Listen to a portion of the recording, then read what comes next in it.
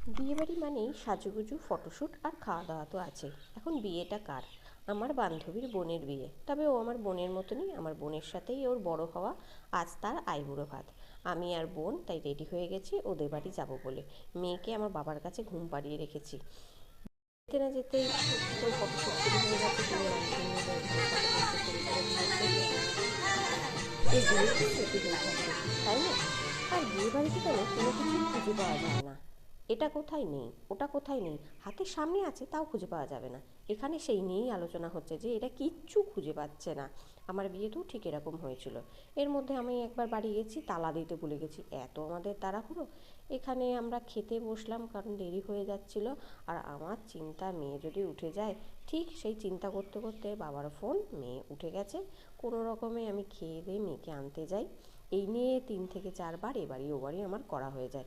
এসে দেখি